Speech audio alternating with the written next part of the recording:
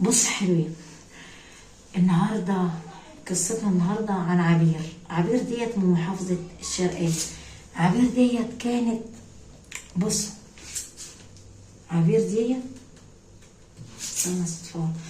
عبير ديت كانت بتعشق دكتور لدرجة ان هي قتلت 25 مريض. عبير قتلت 25 مريض، كل اللي بيخرج من غرفة العمليات حياته بتنتهي عشان خاطر عيون الدكتور احمد، لانها كانت بتحبه كتير. بقى 5-6 سنين متعينة في المستشفى في محافظة الشرقية. بص بقى يا حلوين، اول مرة بقى نخش الحمام ايه الحلو المتواضع ده، مكنتش يا لهوي. بصوا بقى، بصوا شايفينه، بصوا بقى البتاع ده كان الباب بتاعه وقع اتكسر معايا. ده لقيته عند واحد بيبيعه قديم يعني واحدة اتخلصت من البوتاجاز بتاعها فقالت ايه مش عايزة البتاع ده. ماشي، احنا هنحطه كده. طبعا انا بصراحة خايفة عليه وهيتكسر، الصراحة حلوة يعني. قالت ايه بقى الولية؟ قالت عايزة تتخلص من الباب دوت. انا بقى ربنا رزقني بيه لان انا بتاعي اصلا اتكسر معايا. طبعا الحمام زي ما انتم شايفينه كده. قولوا بقى جبت له ايه يا حلوين؟ انا بصراحه جبت له باور. ده هفضيه هنا، الباور ده شايفينه؟ ده حمام صغير ورحمه ابويا. المهم ده سلكه خشنه. ماشي، الاول بقى انا خايفه على صوابع ايدي، يعني الصوابع دي هتتاكل والله اخرتها هتتاكل. بصوا شوف البتاع دول ب10 جنيه مصري. البتاع دول ممكن يموتوني انا، يعني يموتوني انا ذات نفسي. طيب هتعملي ايه يا ست هناء يا اسطوره؟ بصوا يا حبيبي، اول حاجه انا عشان ايدي ما تتدمرش هنجيب الفرشه اللي انتوا شايفينها دي، وهنجيب البتاعه دي كده، شايفين اهي. هنفضيه الاول هنا اهو الكوبايه دي عشان انا الصراحه خايفه، الصراحه حلوه. وبعدين هحطه هنا، دي بتاعت ازازه معطر كانت فاضيه، نحطه كده اهو اهو. انتوا عارفين الكوبايه دي لو حد لمسها البتاع ده عامل زي الماده. ايوه، شفت الماده اللي بتاكل بني ادم؟ والله العظيم بطاس يموت نفسه. المهم انا خايفه البتاع ده يقع. عارفين هنعمل ايه بقى قبل ما نتسهر؟ هنحط ده كده، شايفين؟ دي الازازه الوحيده اللي مش هتتاكل. هنحطه كده شايفينه، وهنيجي كده. صدقوا مش عايزه تتربط. بص شايفينها؟ سواء هنشوف البخ ولا مش. صدقوا البخ. يلا بقى بينا. انا بقى همسك الازازه كده، شايفين؟ لازم نبخ عليه كده اهو، بس عايزين نفتحها شويه. بص انا كده هتجيب لي جلطه. انا بصوا هفتح كده وادلق ايه شويه عشان نخمر الزيوت، لان صاحبته الله اكبر كانت نظيفه لدرجه ان هي صراحه نظيفه لدرجه ان هي مدوديه. المهم يا حلوين انتوا شايفين كده، هنقلبه عشان انا خايفه. بس بقى لو كنت بتحب الاسطوره تحط لايك كومنت حلو، نشوف لنا حل في القصه دي بالدل.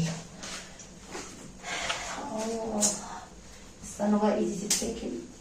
لو ايدي اتاكلت طيب حد هيديني ايد غيرها؟ طيب مين هيديني ايد؟ ده برسيل جل انا جايباه. انا هلبس البتاع دي كده في ايدي وانا اقدر هقلب البتاع ده كده، شايفينه اهي. احط بقى كده، شايفينه؟ المهم البتاع ده سره ايه؟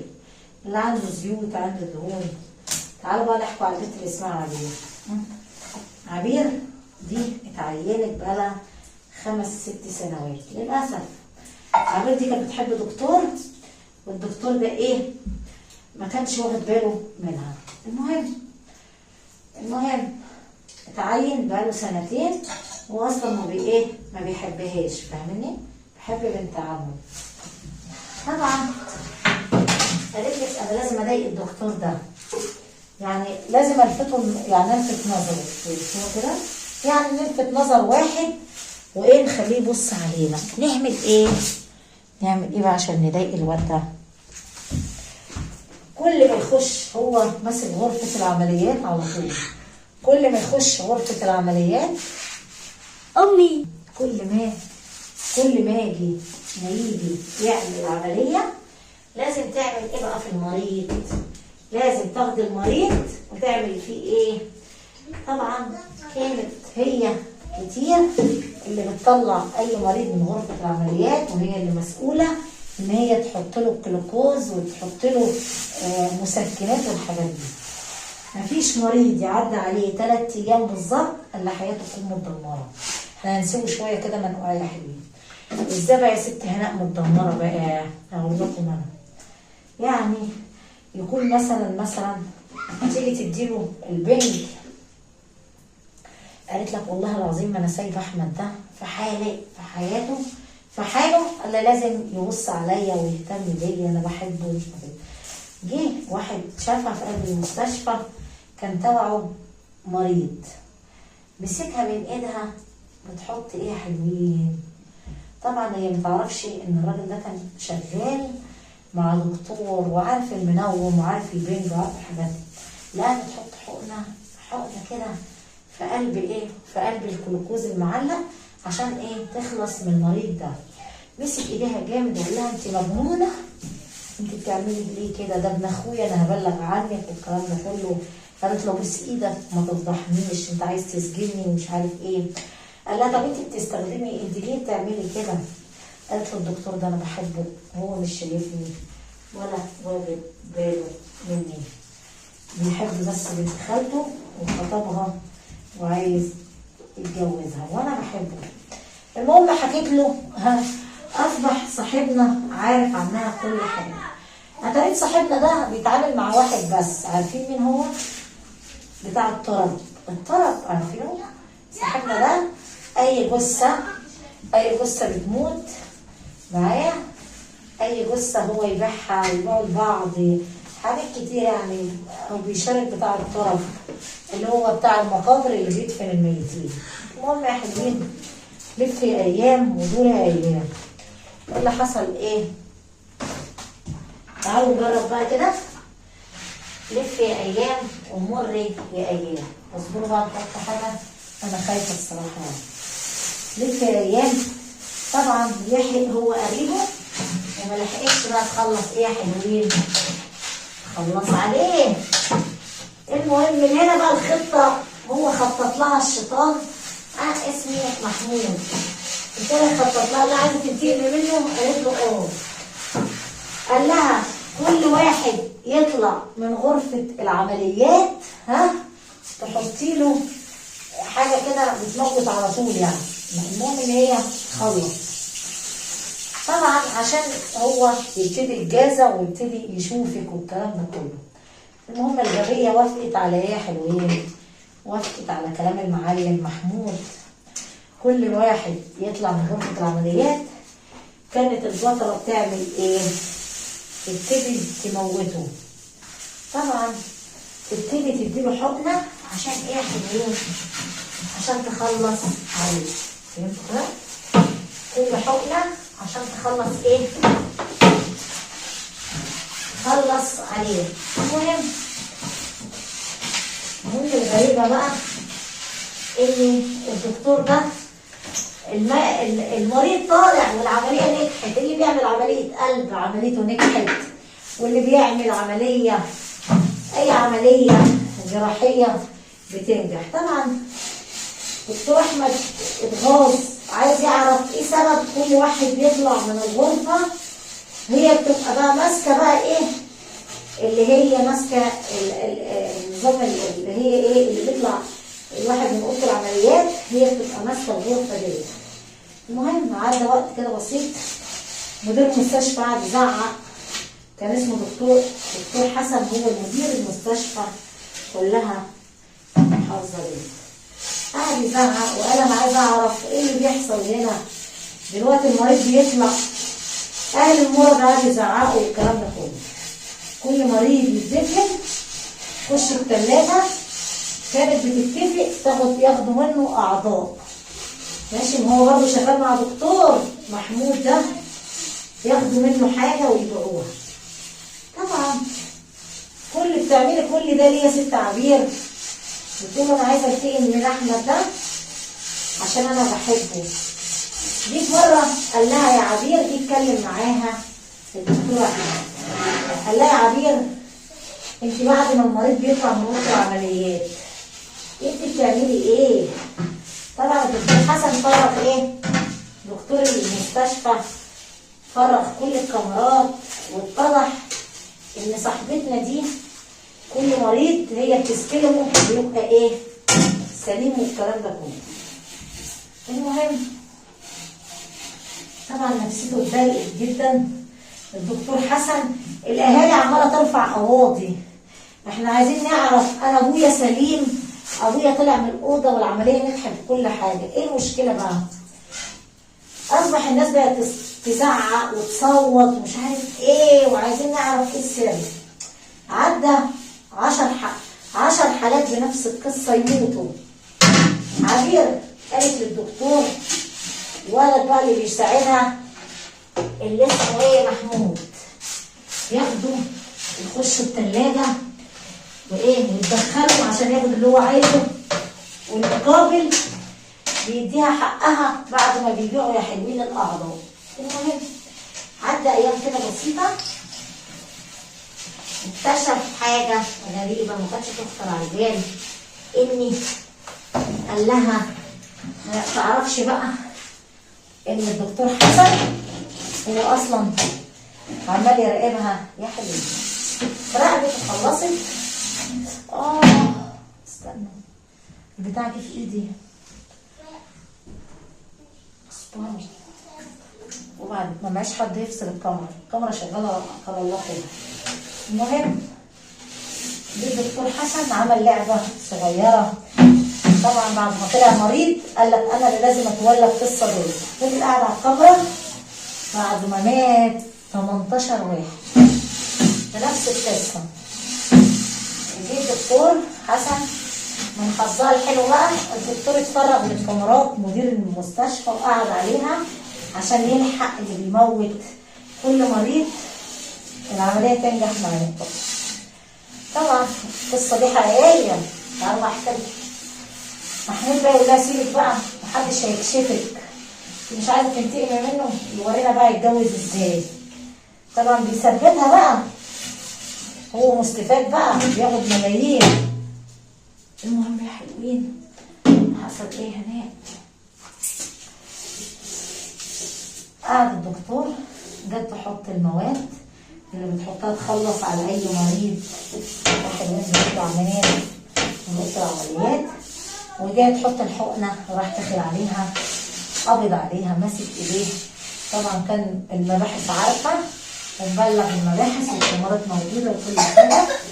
قتلنا مين اللي عمل كده؟ قالت له بعد ما مات 18 واحد 18 مريض خلصنا عليهم بنفس الحكايه ونبيع الاعضاء بتاعتهم. وطبعا غير كمان ما بيتفق مع الراجل بتاع التراب، كل اللي بيتدفن هو بياخد ايه؟ بياخد ويبيع الجثه لكل طالب ايه اللي عايز موميا اللي عايز حاجه، الحاجات دي كلها. المهم اعترفت وقالت انا كنت بعمل كده عشان الدكتور احمد اصلا مش شايفني نهائي، انا حبيت اعمل كده انتقم منه. انا مش ندمانه على اللي انا عملته، دي بقت قضيه راي عام. انا مش ندمانه على كل حاجه انا عملتها، انا عملت كده عشان اخد حقي منه وانتقم منه. قال لها حرام عليكي، كل ميت ذنبه ايه؟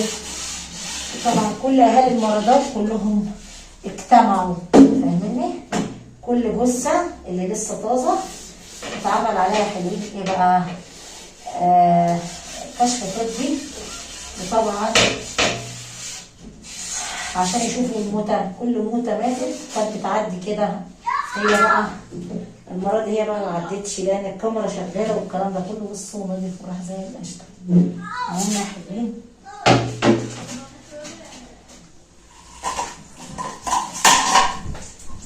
انا بقى يا حلوين على نفسه. حطوا لايك دلوقتي بس في الكاميرا. اصبح بقى ايه؟ اصبح عادل اتقبض عليها. طبعا قالوا لها مين بيساعدك ومين ومين، قالت لهم عم محمود، وعم محمود برضو معاه التربي. الكلام ده كله كل اللي يخش الثلاجه احنا لما بنطلع للدفنه الميت بيخش التربه بنعمل معاه يعوذ بالله حرمه الميت. ملاش ايه، ملاش اي حلوين، اي حساب معاه.